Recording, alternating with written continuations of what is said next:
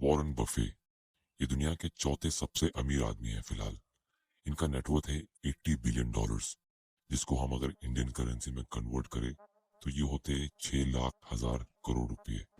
फिलहाल market crash की वजह से इसकी वैल्यू बहुत कम है, नेक्स्ट ईयर और ज्यादा होगी। इन्होंने अपने अमीर बनने की जर्नी की शुरुआत सिर्फ $1000 से की थी। 2007 में ये दुनिया के सबसे अमीर आदमी बने। इनको इन्वेस्टिंग की फील्ड में गुरु माना जाता है। जिस तरह ये इन्वेस्टिंग पे फोकस करते हैं और जो माइंडसेट रखते हैं वो आप खरीद नहीं सकते। इन्होंने काफी कम उम्र में छोटे मोटे जॉब करना शुरू कर दिए और दोस्तों इनकी लाइफ को स्टडी करके ही हम बहुत सारे इंपॉर्टेंट लेसन सीख सकते हैं। ये book the snowball Warren Buffett and business of life, इसको वॉरेन बफे की इकलौती और ऑथराइज्ड बायोग्राफी माना जाता है, जिसमें इनकी लाइफ को बहुत ही डिटेल में दिखाया गया है। और इसी बुक को काफी सारे अवार्ड भी मिले हैं, जैसे best book of the year 2008 by Washington Post, Financial Times और बहुत सारी मैगजीन्स से। तो क्या आप रेडी हो दुनिया के सबसे स्मार्ट, अमीर और एक्सपीरियंस इन्वेस्टर की लाइफ के सबसे इंपॉर्टेंट लेसन सीखने के लिए? चलिए शुरू करते हैं। उससे पहले मैं चाहता हूँ आप इस चैनल को सब्सक्राइब करिए ताकि आप इन्वेस्टिंग और फाइनेंस रिलेटेड वीडियोस सबसे पहले देख सको और आप भी फाइनेंशियल फ्रीडम हासिल कर सको। Lesson number 1, think long term.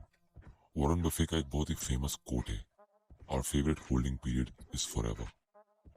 इसका मतलब ये कि वो कोई भी स्टॉक खरीदते हैं तो उसे बेचने की चिंता नहीं करते, बेचने की सोचते ही नहीं है। फिर आप मुझसे कहोगे प्रॉफिट कैसे कमाते?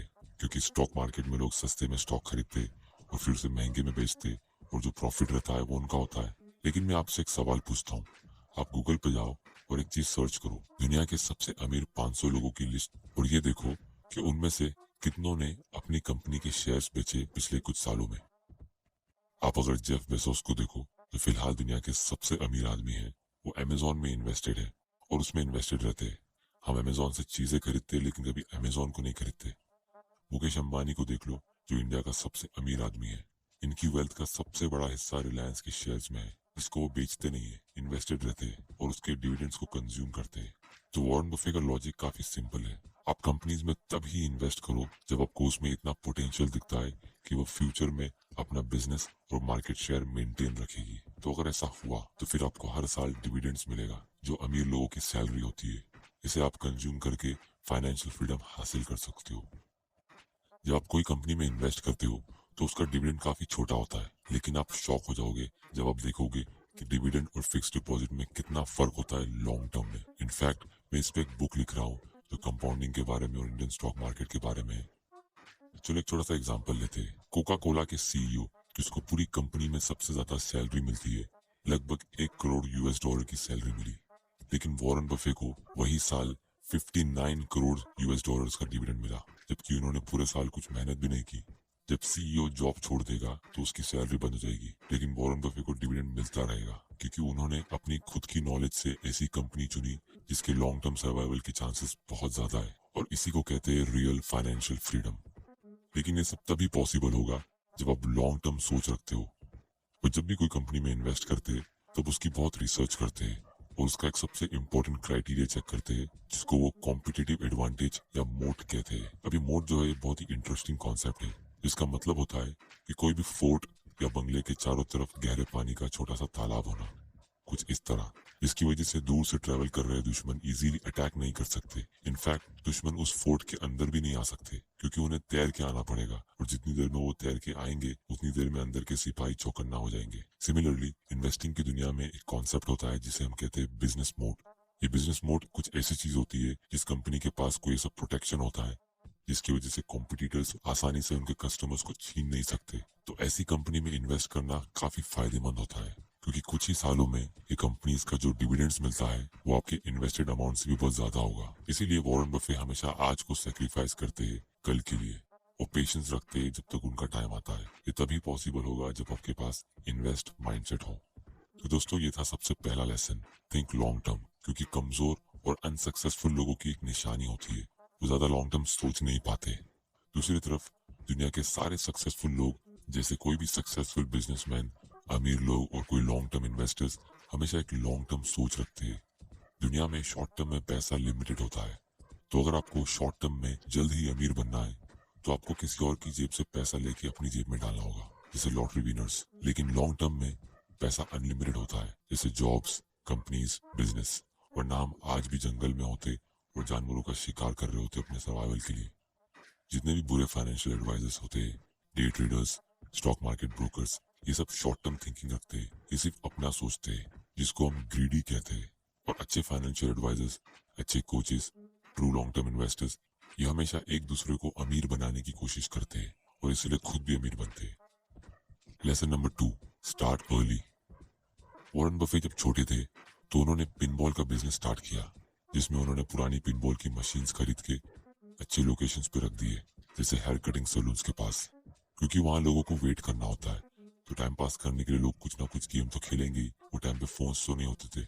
अब वॉरेन बफे वो टाइम पे इतने छोटे थे तो उनको पता था कि वो सैलून ओनर्स उनका फायदा उठा सकते हैं। तो जब भी उनके पास बात करने जाते, उनको ऐसा कहते कि वो अपने बॉस के बिहाफ में आए हैं, लेकिन वो एक्चुअली में खुद ही बॉस थे। काफी कम उम्र में उन्होंने अपना बिजनेस और इन्वेस्टमेंट शुरू किया, जिसे मैं इस बुक का सेकंड इंपॉर्टेंट लेसन मानता हूँ। 9 साल की उम्र में उन्होंने कोक बेचना शुरू किया। 10 साल की उम्र में उन्होंने फुटबॉल के ग्राउंड में सिंग चने बेचना शुरू किए। 11 साल की उम्र में उन्होंने $120 जमा कर लिए थे, जो आज की तारीख के हिसाब से लगभग $3000 होते हैं और इंडियन करेंसी के हिसाब से लगभग 2 लाख रुपए। 12 साल की उम्र में उन्होंने न्यूज़पेपर डिलीवरी का काम शुरू किया और ये सब्सक्रिप्शन बेस्ड था, जिससे उन्हें हर मंथ इनकम मिलती थी। उनकी हर महीने की इनकम थी $175, जो कि उनकी स्कूल टीचर से भी ज्यादा थी।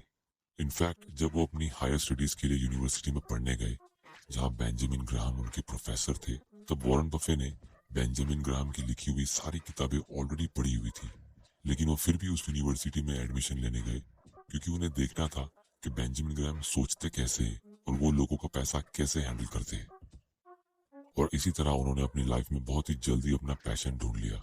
अब हम यहाँ पे इन्हें लकी कह सकते, क्योंकि लोग 25 साल की उम्र होने के बाद भी पैशन नहीं ढूंढ पाते। लेकिन अगर आप नोटिस करोगे तो वॉरेन बफे ने अपनी करियर की शुरुआत ही इतनी जल्दी की थी कि वो हर काम करने लगे थे। बहुत सारे ऐसे छोटे मोटे जॉब्स जो उनकी रिकॉर्ड में भी नहीं है। और जब आप इतना एक्सपेरिमेंट करते हो तो लक आपके फेवर में होता ही है। आज की तारीख में हम ग्रेजुएशन हो जाने के बाद जॉब्स ढूंढते हैं, और वो भी लोगों को आसानी से मिलता नहीं है। और बुक्स तभी पढ़ते हैं जब हमें एग्जाम देना होता हो। इसीलिए अगर आप किसी भी सक्सेसफुल आदमी से पूछो कि लक को कैसे हासिल करते, तो वो यही कहेंगे, learn more, try more, fail more. तो दोस्तों, ये था लेसन नंबर 2, स्टार्ट अर्ली। फिर चाहे आप कोई साइड बिजनेस शुरू करो, कोई हॉबी या कोई इन्वेस्टमेंट, आप जितना जल्दी शुरू करोगे, आप उतना जल्दी उसे सीखोगे और आप उतना जल्दी फाइनेंशियल फ्रीडम हासिल करोगे। Lesson number 3, the compounding effect. मान लो आप एक न्यू कंपनी में जॉब पे लगते हो। आप 8 घंटा काम करते हो और फिर आपका बॉस आपको छुट्टी देता है। फिर अगले दिन आप 7 घंटा 50 मिनट काम करते हो और आपका बॉस आपको छुट्टी देता है। आप थोड़ा कंफ्यूज होते हो क्योंकि आपने 10 मिनट कम काम किया है, लेकिन आप घर पर जाते हो। फिर तीसरे दिन आप 7 घंटा 40 मिनट काम करते हो और आपको छुट्टी मिल जाती है। और इसी तरह 7वें दिन आप सिर्फ 7 घंटा काम करते हो और आपका बॉस आपको छुट्टी देता है। आप थोड़ा कंफ्यूज होते हो और आप अपने बॉस से जाके पूछते हो कि आपने तो 8 घंटे की ड्यूटी पूरी की ही नहीं है। तो आपका बॉस आपको सिर्फ इतना जवाब देता है, क्योंकि तुमने कल काम किया था। अब ये सिंपल से एग्जांपल से हम कंपाउंडिंग इफेक्ट को समझ सकते हैं। जहाँ एक छोटा सा अमाउंट इन्वेस्ट करते हो तो उसका इंटरेस्ट भी इंटरेस्ट कमाता है। जैसे आप 10,000 रुपया किसी कंपनी में इन्वेस्ट करते हो तो उसका 5% होता है सिर्फ 500 रुपया। लेकिन जब वो धीरे धीरे करके कुछ सालों तक ग्रो होता है, जैसे मान लो वही इन्वेस्टमेंट 5 लाख रुपए का हो गया, तो उसका 5% अब 25,000 रुपया होगा, जो कि इनिशियल इन्वेस्टमेंट से भी बहुत ज्यादा है।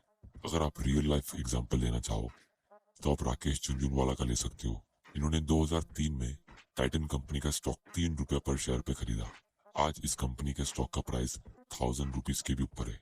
इसका मतलब राकेश झुनझुनवाला को 33,000% रिटर्न मिला सिर्फ 17 साल में। टाइटन कंपनी का कल का क्लोजिंग प्राइस था 1097 और आज का क्लोजिंग प्राइस है 1109, जो कि 12 रुपए का डिफरेंस है। लेकिन राकेश झुनझुनवाला को एक दिन में 300% प्रॉफिट मिला। कंपाउंड इंटरेस्ट को डिटेल में समझने के लिए मैं किसी और दिन एक डिटेल वीडियो बनाऊंगा। इसके लिए चैनल को सब्सक्राइब करना जरूर